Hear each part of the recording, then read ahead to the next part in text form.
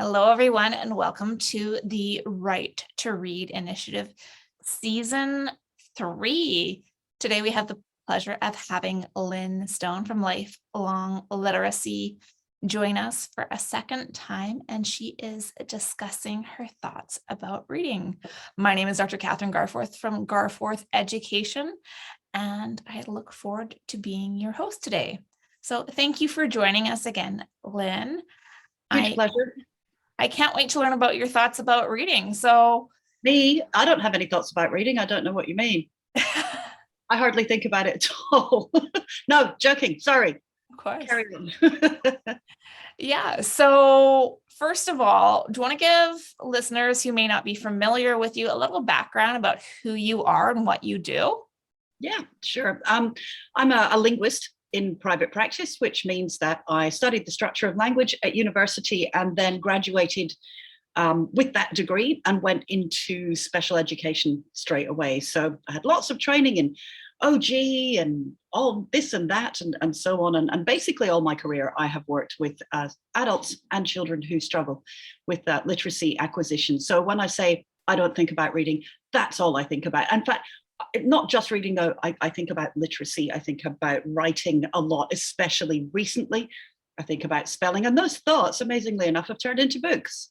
So, you know, I wrote a few books and then people read them and they said, oh, what do you think about this? And so on. And then that became more books, and it's just been a really nice career. So that's me in a nutshell. Oh, and I'm based in Australia, but I'm Scottish. So if you call me Australian, that's okay, but I'm not. I'm Scottish. There you go. Were you born in the Philippines? Singapore. Yeah. Singapore. Yeah, Right. My dad was a diplomat, so I just traveled all around the world. So I'm not really from anywhere else, but anywhere particularly. But I will fly the flag for Scotland in the World Cup, of course, because we are the best football team. You know, we're not best in terms of evidence. We don't have any evidence to prove that, but in my heart, we're the best. So of course, that's it. So I travel around a lot. Coming to Canada soon too. Looking forward to that. Definitely. So your books are Reading for Life, Writing for Life, and Spelling. No, sorry, what was that? Not quite. Writing for Life is in the pipeline. Okay. There are 3. It started with spelling. Yes. Because in all my training, I just never quite got to the bottom of the writing system and how to teach that systematically. So most of my training was kind of phonics, and phonics is great, and phonological awareness, and that's just brilliant. But I needed to actually teach children how to come to grips with this orthography that we have in English. And because I couldn't find anything that was fit for purpose, I invented something. So that was the first book, called Spalding for Life. And then I thought, well, also they need to know about parts of speech and syntax and that sort of thing. And again, there was nothing really there that was in depth enough. So I wrote a book on that called Language for Life. And then I wrote about the reading wars, and that's Reading for Life, which is probably some of the things we're going to discuss today. And Writing for Life is coming soon. But I have no date for that, so please don't ask, because it's like deadline. I can't commit to that quite yet, but it's coming along. And there's, it's in your notebook, handwritten. We're still working on the typed form, right? You've got a good memory. Yeah, absolutely. I handwrite them all with a fountain pen in a book first. Right. That's just my method. There has to be a method to the madness, right? Yeah. On reading instruction. Emphasis on madness, but yeah, there we go. Wonderful. So I guess the first big question about reading and Reading for Life is, is there a way that works best for students, all students, to learn how to read? That's a huge question. I'm going to take it apart, right? And I don't mean in a bad way. I mean in a good way. First of all, you said all. Now, there are definitely, and I've blogged about this as well, because I am the mother of a severely intellectually handicapped child. So when you say all, that can mean several things, and I want to be really clear about what that means. There are some children in this world who do not have the intellectual capacity to learn to read. They are so linguistically impaired that is not going to be a possibility for them. So therefore, all is not a word that I ever use. However, in a mainstream setting, there is no reason why at least 95% of the children at primary school end up graduating primary school literate. There's no reason why that shouldn't happen.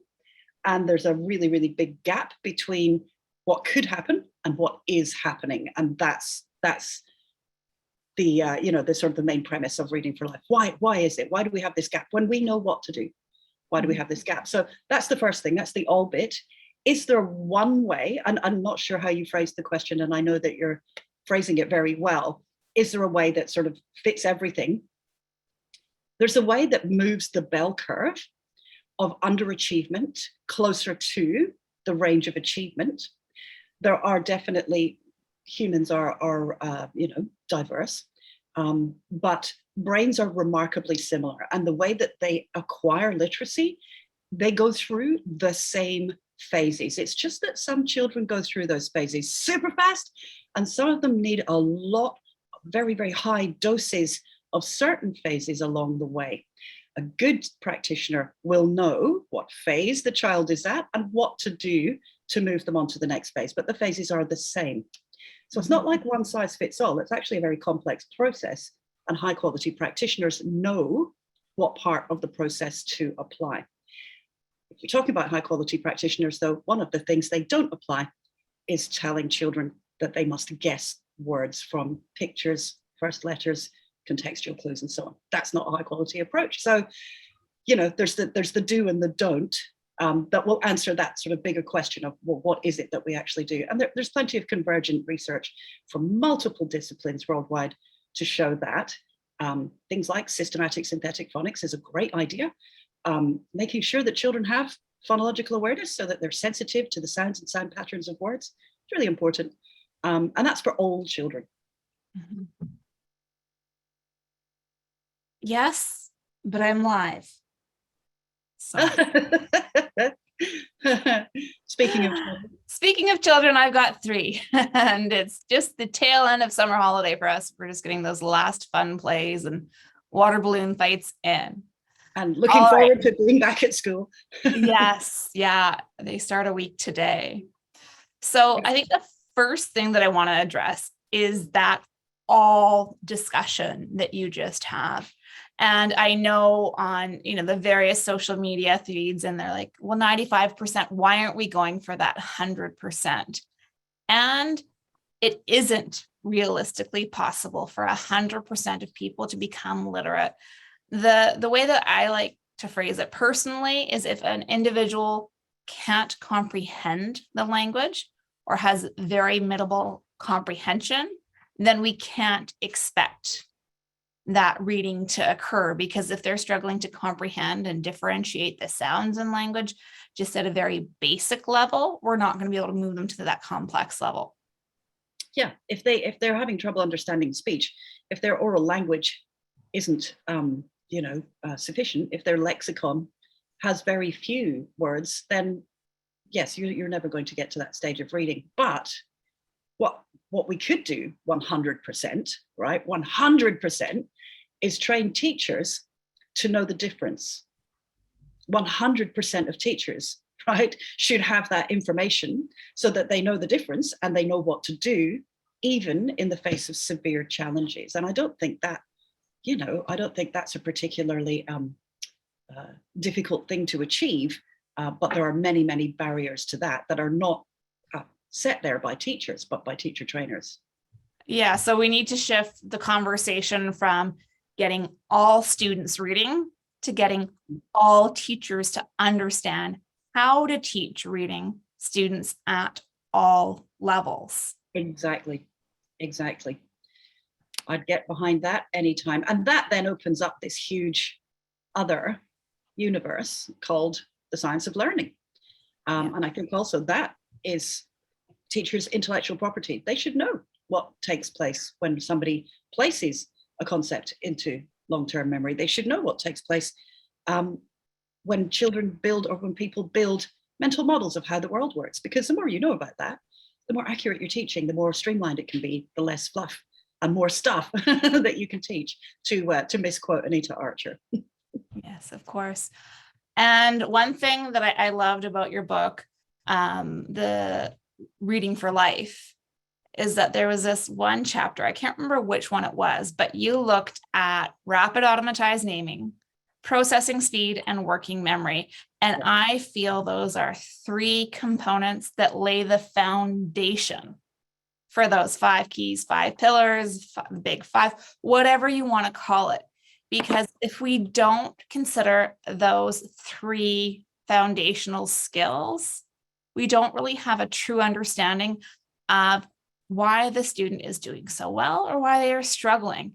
And we need to approach our instruction with that informing how we're making changes and addressing interventions and even initial instruction. Yeah, look, I think understanding those processes goes a long way. I would caution in that sometimes understanding those processes leads you to want to remediate those processes, and working memory processing speed, it's kind of like your personality. So you can make the environment around a child who has deficits in one or more of those areas more conducive to learning, but you can't actually change that ability. And so there's a danger there of, because, you know, it's a holy grail, isn't it? Wow, I wonder if I can increase their working memory. That would be the answer to everything. Or if I could just speed them up in terms of processing. It's not possible. There's nothing out there yet that will allow somebody to do that, to have that effect.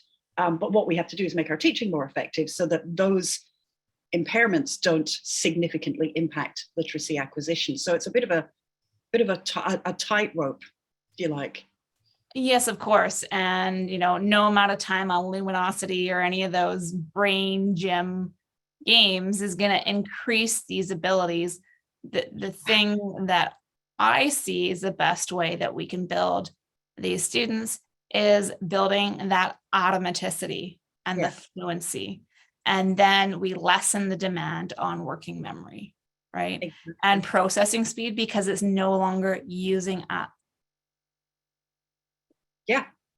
Yeah. So having an understanding of those things is good, because then it helps us to set our expectations, and it also helps us to be patient, because there are some children who will take a long time at those early phases. And sometimes the temptation is to go, oh, should we just give them a bunch of sight words? Should we, so-called sight words, should we just, can we take a shortcut? If I said to that kid, look at the picture, lo and behold, they'll get the word. I'm really tempted to do that because they're so slow. But what happens in that environment is that then you create a habit of doing that, because it's less painful than doing the heavy lifting of phonological awareness and phonics, and they never get out of those beginning stages. They're compensators. They compensate for not being able to do that, and that leads to quite impaired literacy acquisition development, if you like. So there's a real danger in it. We need to be patient. And then it builds in some of the other executive functions like cognitive flexibility and inhibitory control. So if you teach a child that all they have to do is look at the picture to figure out what it says, it's going to be very hard for them to break that habit, because it's working and they're getting the reward. Absolutely. And then once it stops working, it's crushing and very difficult for that child to say, okay, well, it was working. Why isn't it working anymore? Yeah. And what they do is they introspect. Must be me. Must be me. I'm broken. And we see that day in, day out at Lifelong Literacy. I run a practice here with them, hundreds of students. And we see this day in, day out. They turn it back on themselves. It must be me then, because everybody else is taking off, with this inadequate instruction. It's got to be me. It can't possibly be my teacher or anything I've been taught. And that's not true. Before we go on, can you just quickly define the working memory, rapid automatized naming, processing speed, just to make sure that everybody's on the same page and we're not just using the terms and like, okay, sure, they're really important, but what are they? Geez, Kathryn, you ask me all the easy questions. So, all right, we'll start with working memory, right? I'll give you a demo of working memory. It's often referred to as something like the seat of conscious thought. So it's the place where you do your thinking, where you sort of put concepts together and you know, create a response to whatever it is that you're thinking about, or you think a new thing, and so on. If you imagine your working memory as something that has, you know, sort of slots where you can put stuff you can think about, like units of thought, if you like, and we're being very mechanistic here. I mean, gosh, you know, that's just a model. It's not like thought actually is a slot or even a solid thing, but we have to use an analogy because, you know, thought is not visible as such. So anyway, you got these slots, right? And in those slots, you can put the things that you're thinking about and combine them, you know, and work them out. Like doing maths, for instance. You know, you can keep your times tables sort of in one slot, and then you can add the product of that. Do you know what I mean? So that's your working memory. Some people average 4 to 8 things that they can juggle in their seat of conscious thought at one time. People with working memory deficits have less. Right? And you can kind of quantify that.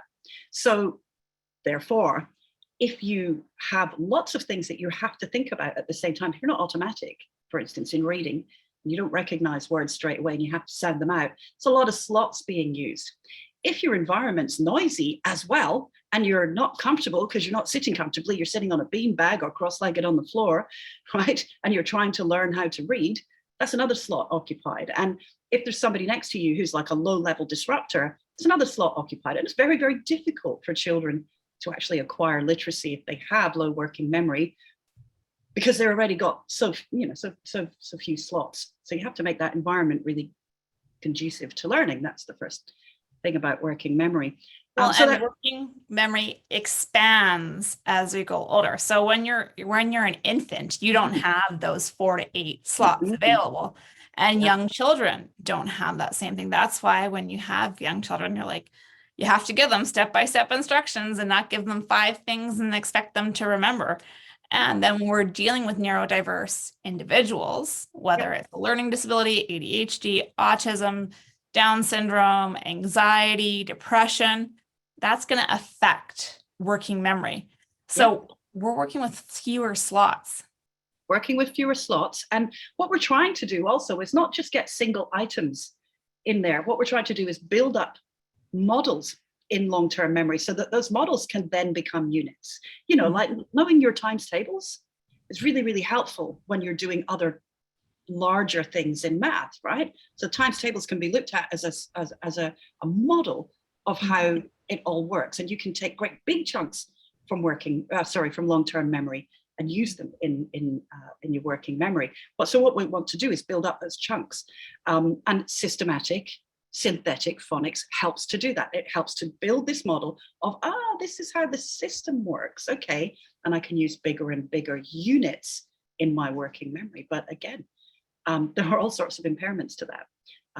We've got to be explicit and systematic. We have to have a scope and a sequence, and we should leave no gaps when we're teaching children how to relate sounds to symbols and how to place larger and larger chunks of language into long-term memory. So it's definitely possible, but it's a huge impairment as well. And that's working memory. Do you want to do a little bit on processing speed? Definitely. But before we do that, I do want to say, once we orthographically map a word, working memory isn't a factor in the word recognition component. So we can leave it for the language comprehension and holding those pieces of information, linking them together to understand what we're reading, instead of using that capacity for the decoding and the blending of those sounds together.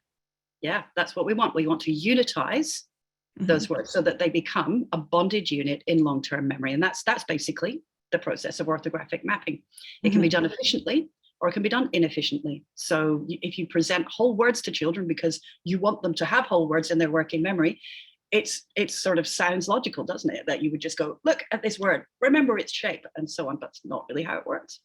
It's not really how it works. We place words into long-term memory with sequences of letters, not whole shapes. But that I could talk about that all day, and that's bringing us into working memory. And you can't really separate out working memory and orthographic mapping and cognitive load theory and so on. So you can go down lots and lots of rabbit holes, but basically it's the intellectual property, I think, of teachers to understand, have a good elevator pitch about what working memory is and what effects low working memory has, and how you shouldn't reach out to snake oil vendors to try and increase it. The best way to increase it is to develop schemas, bigger and bigger schemas at every level of language. Of course. How does processing speed come into play? Have you ever played Snap? Yes. Right. So if you play Snap, what you have to do is you have to look at the card that you've just turned over, and you've got to compare it to the card that was there before. So that is you stimulus, formulating a response. And if they're the same, then the time that it takes you to actually complete your response is your processing speed. So those who win at Snap take in information, process that information and begin to form a response. That's processing speed. The good Snap players, the ones that always win, they have the highest processing speed. And the ones that never win, they have the lowest processing speed. And again, it can speed up with maturity, obviously, but it will impair literacy acquisition if you look at the letter on the page, and then it takes your brain a little bit of a while to go, okay, that is B, so I'm now going to say B, right? Sometimes that can be painfully slow for people. Painfully slow, but the only way out of that is the way through. They've just got to get more practice. With processing speed and with fluency, I always recommend something like Reading Pathways by Dolores Hiskis. I don't know if you guys have that over in Canada. Yeah, that's a really good one, a really good resource, even in the face of very, very low processing speed. And by the way, working memory and processing speed, they're the first two things I look at when I see a psychological report from a child that's coming to work at our practice. Those are the two things.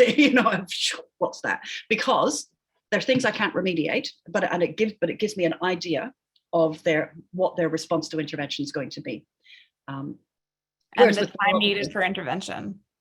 Yeah, the time needed, the expertise needed, the way in which we talk to them, because you've got to be extra super clear and check for understanding as you go along. So there's all sorts of ways that you can calibrate their intervention, and you can adjust your expectations. It's not like, oh, in 5 sessions this kid's going to be, we don't guarantee anything like that. And working memory, processing speed will definitely mediate all of that. Also mediates writing, and writing's what we focus on at Lifelong Literacy, but we're going to talk about that another day, aren't we? In 2 weeks. Cool. Next week is spelling. One thing I think we left out a little bit from working memory is the quick refresh rate. I don't know that. Well, not only that we have minimal slots, but you need to keep using the information in order to keep it there. And if you don't use it, it's gone. Okay, I've never heard of that, so I will look that up. Thank you for teaching me that. Yeah, so from my reading, at least, it's about 30-second refresh rate. So if you're not using it, you're gonna lose it. Good stuff. I like that. I'm gonna put that down. Thanks. So the next thing is rapid automatized naming. Now, rapid automatized naming is different than fluency. Yes. Well, it's something that you can measure. And what that does is give you a proxy. Yeah. It gives you a proxy. It's how fast you're able to name things like letters, symbols, or words, or objects. It's how fast you can do that in a quick and automatic manner without thinking of it. It's different from processing speed as well. It really is a specialized part of your brain that goes, this is this thing. It gives the tester some idea about how quickly they retrieve information as well. So if you've got good RAM, it's going to be easier for you to figure out novel words based on what you already know. It's going to be easier for you to acquire literacy. And if your RAM is low, then again, that's going to affect the time it takes for you to acquire literacy. So we need to know about that.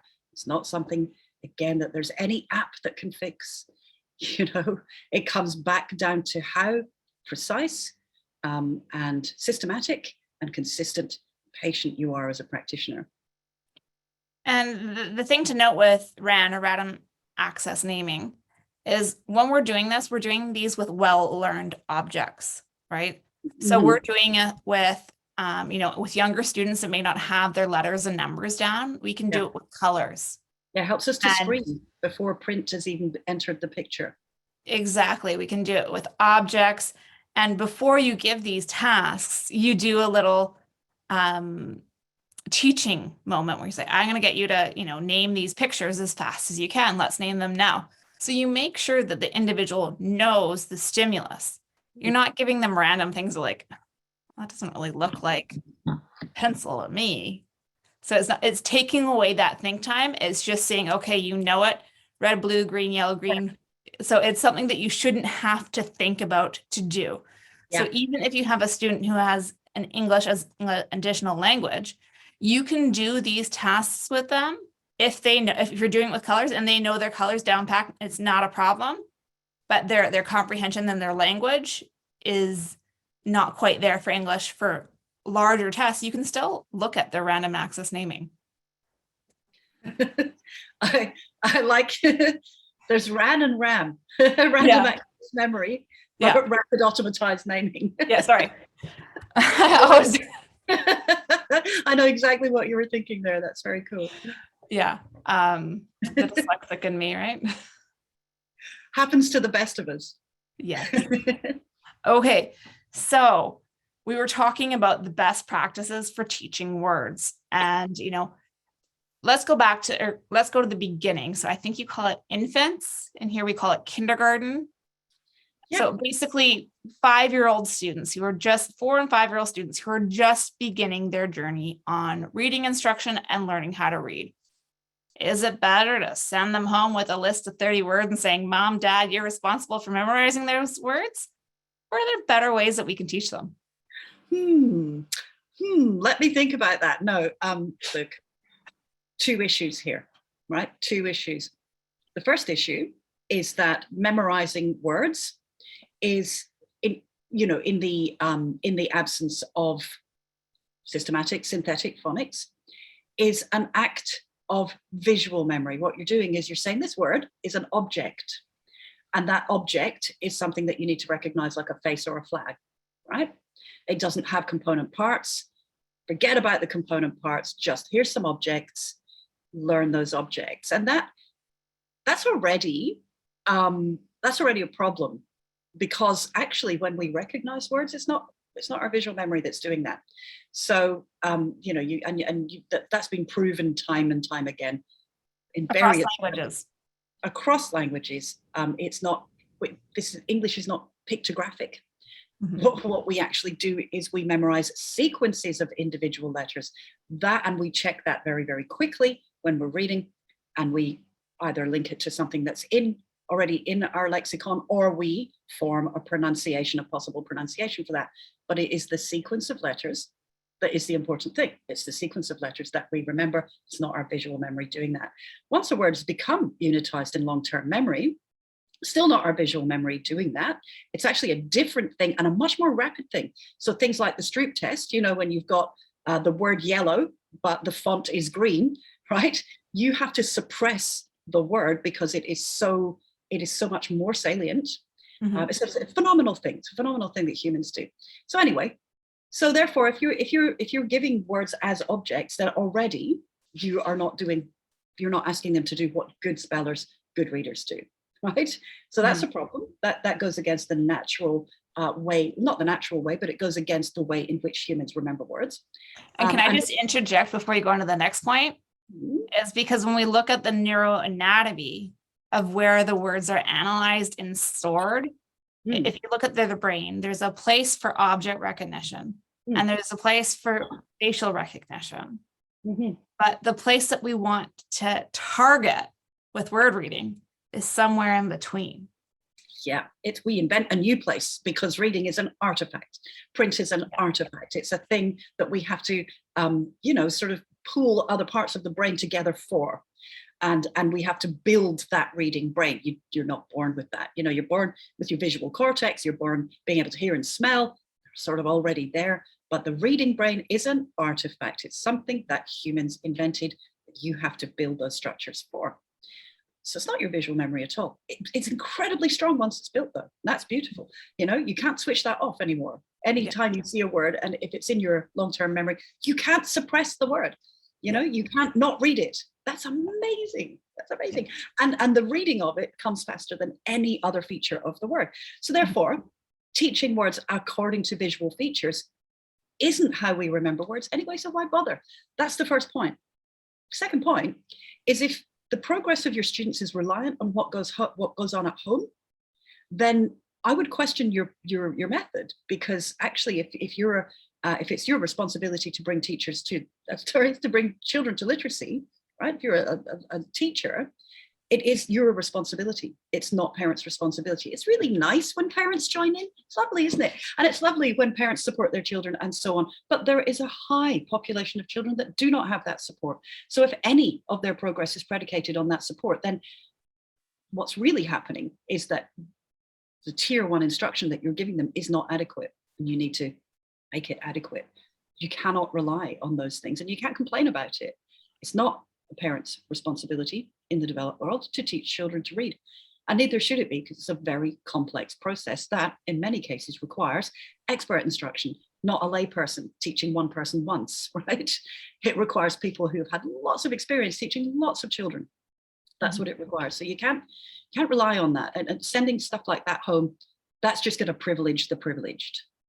You're going to create Matthew effects, it's not a good idea. Right. So if you were to design a literacy program, I mean, you basically have, but for classroom implementation from the start, what would it look like? Well, there's plenty out there. Yeah. So therefore I never will. What I do, my role is to say, this is why this works, so keep doing that. And my role is to say, this is why this doesn't work, so maybe you want to replace that with something better.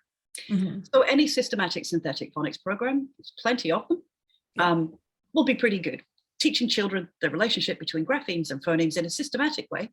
So you have a scope and you have a sequence. You don't just kind of randomly go, hey, let's take your name and see what phonemes and graphemes are in there, because that's just, again, cognitively, that's way too much for some people. So you've got to start at the beginning, and you've got to go in increments.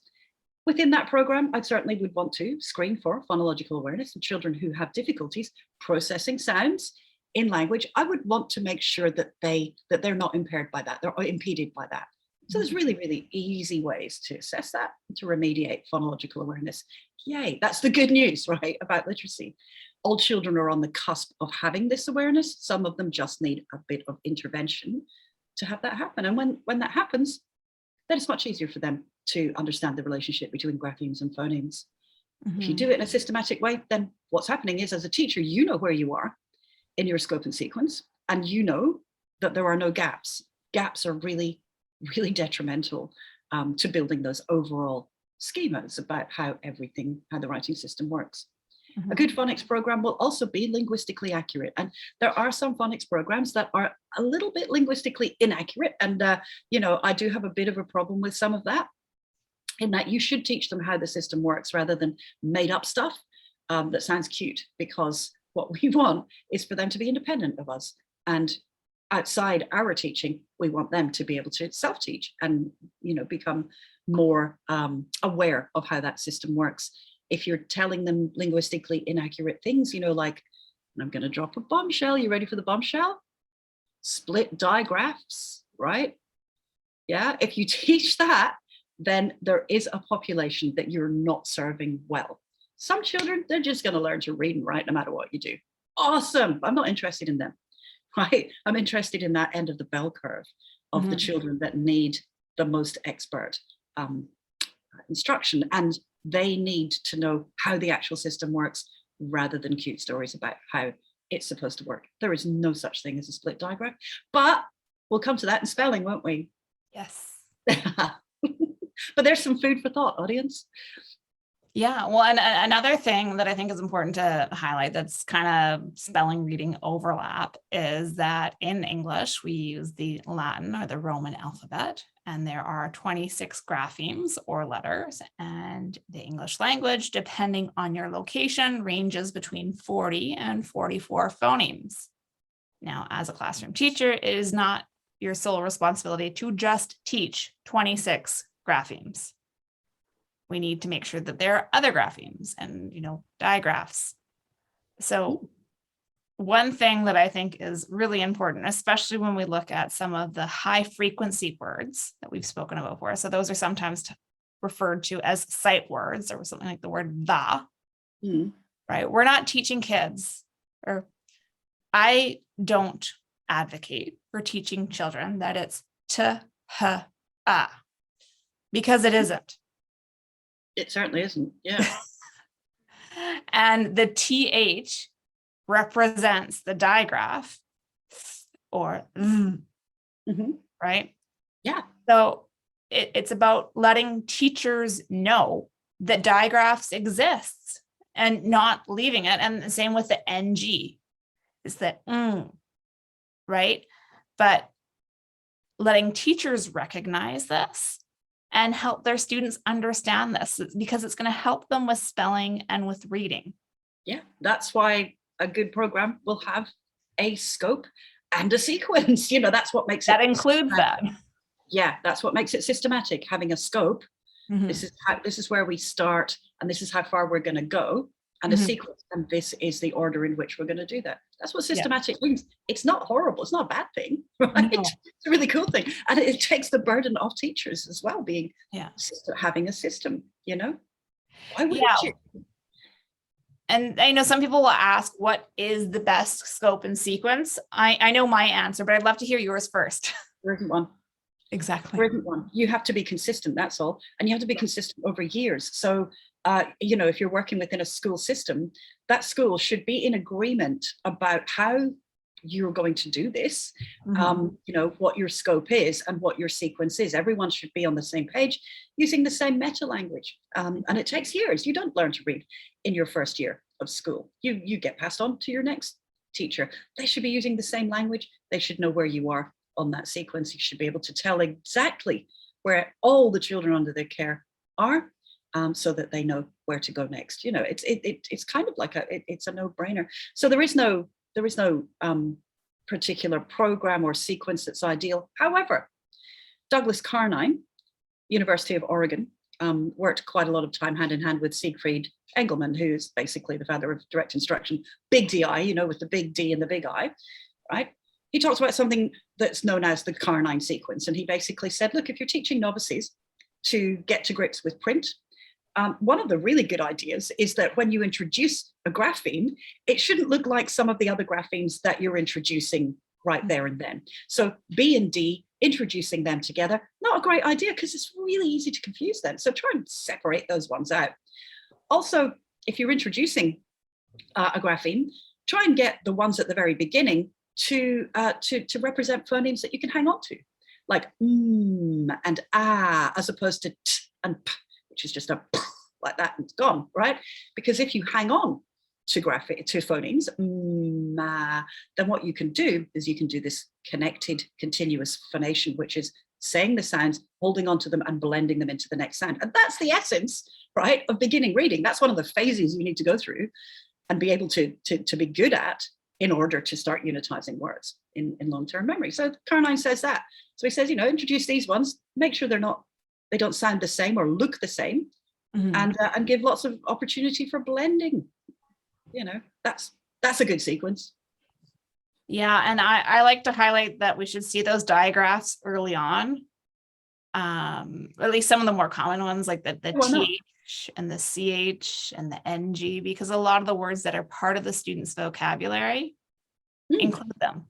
Yeah, the Spalding program does it really well. I mean, I know I said I wouldn't recommend like one program, but Spalding does it well. Spalding does it well because it also incorporates handwriting from the get-go. And we concentrate a lot on reading, and we're focusing, and I'm so glad we're focusing on reading, but sometimes we get so bogged down in, decoding that encoding, which is a longer runway and much more complex, takes a back seat. And then you might get readers, but you're not guaranteed that you're going to get writers. So, the big thrust in my career right now is to try to highlight this idea that reading and writing together from day one, much better idea, really good idea for everyone. So as you're teaching the decoding and the phonics, the grapheme phoneme correspondences, you want to make sure they're decoding and encoding the same grapheme phoneme correspondences at the same time. It's going to help them orthographically map. Yeah. And while it may take a little bit longer to go through the sequence, yep, for reading, they're going to be that much further ahead in spelling. Yeah, it's worth it. It's really, really worth it, because currently, again, in the Anglophone world, a lot of primary schools are turning out adequate readers and very, very inadequate writers. Mm-hmm. So something needs to be done about that. I think we need to shift a little bit towards more explicit writing instruction. And again, teachers are under-equipped for that. You don't get that in your degree. No. You have to go out and spend your own money and spend your own time acquiring that. And I think that's a shame. Definitely. Mm. It's a huge shame. And I mean, the problems within the universities that are producing the teacher education programs, the tenured professors within those don't necessarily have this knowledge either. Yeah, and they don't necessarily want it, because what it would do is negate a career's worth of statements about how children learn to read. So it really is about jobs a lot of the time. Having said that, on the other side, there are big publishing houses and companies also who thrive on producing resources that will cement those myths about how children learn to read. And so we've got a real education industrial complex there that is moving to perpetuate these myths, because it's about business and jobs, which is a shame, because it's actually about children and social equity. Definitely. And so why do we teach reading anyways? Why do kids need to learn how to read? What's our goal with this? Yeah, well, there's been quite a lot of work, from the cognitive science arena about what we're born with, the urges that we have in terms of learning, the skills that we develop innately without any outside instruction, and then the skills that we develop from being taught things. And they're, so we can put that into two categories: biologically primary and biologically secondary. So biologically primary urges and skills are things like an infant learning how to walk. It's not like you say to a baby, all right, it's walking school time, I'm going to put you into the walking class.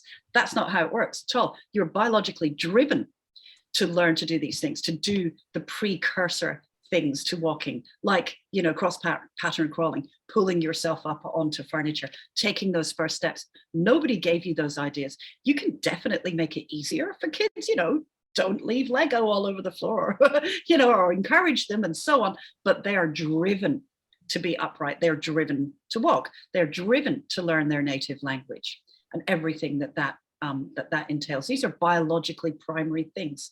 They're driven to develop a pincer's grip like this. And actually that makes them uniquely human.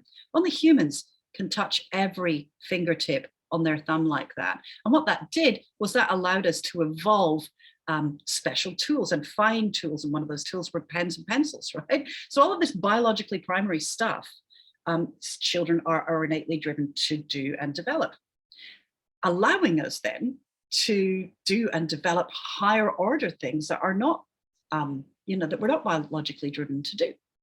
One of those things is reading. Unfortunately, the problem comes when people mistake reading as biologically primary and they go, that's just natural. All you do is just surround them in books and you show them how much you love reading and you read them lots of stories and boom, they're just going to do that because it's just like walking. It's natural. No, it's not. It's biologically secondary, and biologically secondary skills benefit from explicit instruction. So that's why we teach it, right? We have to, as Steven Pinker said, in The Language Instinct, we have to painstakingly bolt reading on from scratch in every human brain, painstakingly. Mm-hmm. For some, it's easy, and that makes everybody look good. It makes the teachers look good, and the parents look good, and the kids look good. And it allows quite a large population of children to acquire literacy, even in the face of really inadequate teaching. And that's where we have a problem as well, because then it looks natural, even though it's not. They went through those phases too. But yeah, that's the difference. And that's why we teach it. And that's why we don't want to leave anyone behind. And we don't want to rely on, talent. We need to develop that talent, not just discover it. Definitely. Mm. And the reason why we want students to learn how to read is because we want them to understand what they're reading and learn from it. So it serves as that great equalizer. And it is a basic human right, according to the United Nations. And recently up here in Canada, there was a public inquiry in Ontario, which is one of our provinces. And there was this great report called the Ontario Human Rights Commission Right to Read Public Inquiry. Yeah. And this report and this inquiry was focusing on students with dyslexia. But the report itself is actually very thorough. And the recommendations made within the report are going to benefit all students that are capable of learning how to read. Are there a couple things that you can say that are just key takeaways that this isn't just for students with learning disabilities? Absolutely. Learning disabilities do not mean, right, that you should have some sort of completely separate approach to learning. What you need is higher, better doses of the same information, if that's, evidence-based information. Like we've been talking about scopes and sequences, phonics, phonological awareness. They just need higher doses and better. So reports like the Right to Read Inquiry report, like lots of other, there have been, that's now 4 nations over the last 2 decades that have done similar inquiries and come up with reports that keep saying, this is what you need to do, right? All the way going back to the Rose report in the UK, to the National Reading Panel in the US, to the National Inquiry into the Teaching of Reading here in Australia. All of these reports have said, look,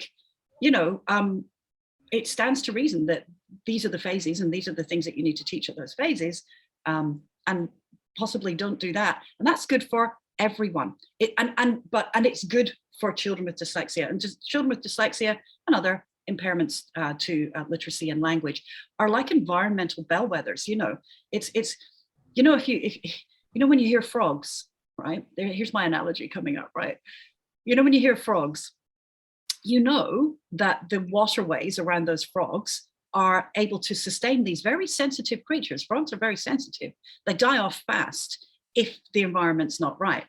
Now, if you want to increase the chances of frogs, right, having, happy, productive lives and so on, you make their environment really, really nice. You're not doing that just for frogs, though, are you? Everybody else benefits from that high quality environment, but it's the frogs that will tell you what's working and what's not working. Same with dyslexic students, right? So they're the environmental bellwethers. They're the ones that will tell you what's working and not working for everyone, so that everyone benefits. So there's a great phrase that goes, systematic synthetic phonics, or teaching that is based on sound symbol relationships at the early stages is harmful for none, helpful for some, and crucial for others, right? Crucial. And we always want to teach towards the crucial. Why should they miss out? It's helpful and non-harmful to everybody else. That's what the reports are saying. It just so happens that it will benefit dyslexics in ways that other approaches won't. Yeah. That's what we want. They're the ones that are most important right now. It's the ones that are missing out. It's that section of the populace that we need to adjust our teaching for. And when I say adjust, I mean improve. Everyone wins. Everyone. Definitely. And we're not just talking, Sorry. We're not just talking about phonological awareness or phonics.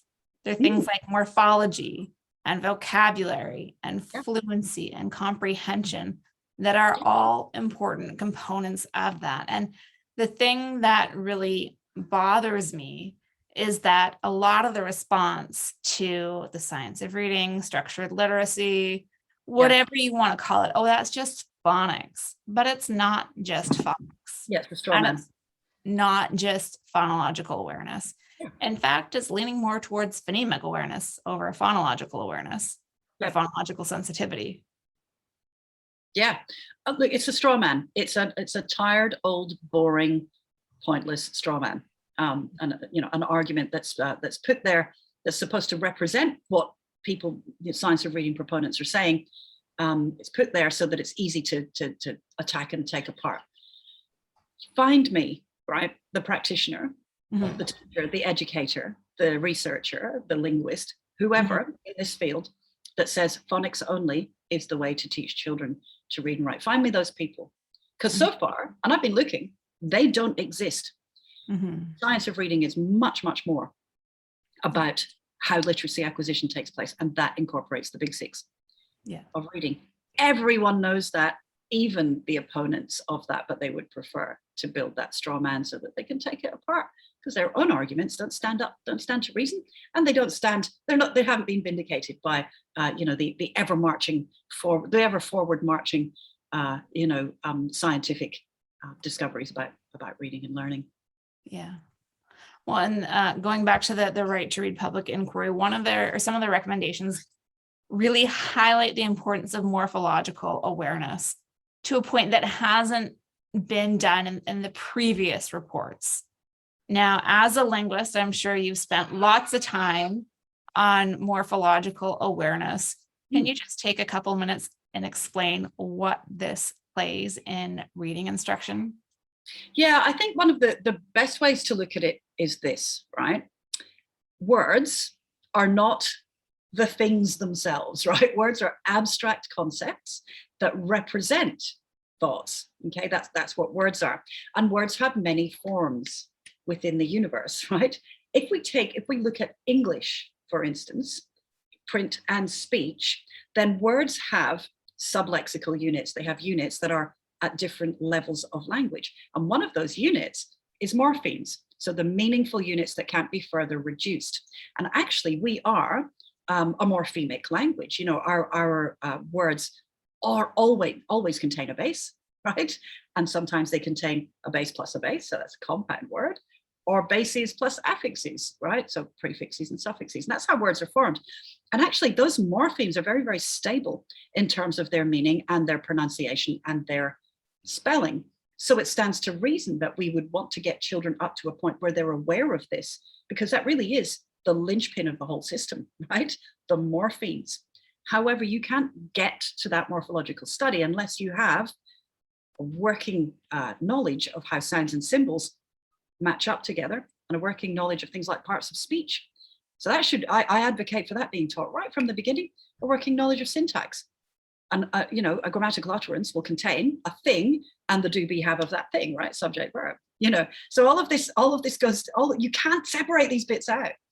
And again, that's why I think it's laughable that people talk about phonics only, when actual structured literacy is far, far more about getting people to the point where they can perceive, understand, use, transfer morphemes. So that's what I mean by morphological awareness. I hope it matches your definition. Definitely. And helping students understand that morphological awareness isn't just going to help with their reading. It's going to help with their spelling and their vocabulary development.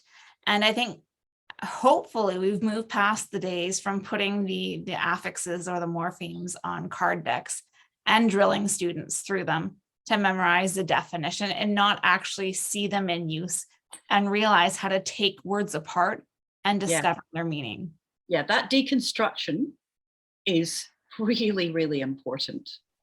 Yes, absolutely. We could parrot word parts, but that's not something that that's terribly productive. Just looking out here, and I think there's a maintenance person coming to my door, so we may get interrupted pretty soon. All right. Well, we are running short on time, so if you could summarize your thoughts on reading in an elevator pitch, what would they be? What are the most important things that you think people need to take away today about reading instruction, so we can get it so that all of our teachers know how to teach students how to read instead of just some? Well, I think the starting point is understanding those underlying processes. So the more you read about that and the more you look into that and the more that you see those processes like working memory, rapid automatized naming, phonological awareness, processing speed, and morphological awareness, for instance, the more you understand all of that, the better equipped you are to select and also reject approaches that will then take as many children as you possibly can along with you on that journey towards literacy. I think it starts there. I think that if that were only something that was done at the university level, then teachers would be in a much, much better position to be discerning consumers of what's out there. And there's plenty out there, plenty of really bad stuff out there as well. And teachers are not trained to know the difference. And I think that's a shame. I think we need to start there. Definitely. And time is precious. Yeah. Right. So we need to find a way of screening this information out so that only the best quality information is made available to teachers for them to spend their limited professional development hours on. Yeah, but what we have is a lot of very canny business people who will actively stand in the way of that information coming out so that they can, put to the very forefront their own information that's not necessarily research informed or evidence based. And that's the essence of the reading wars. Definitely.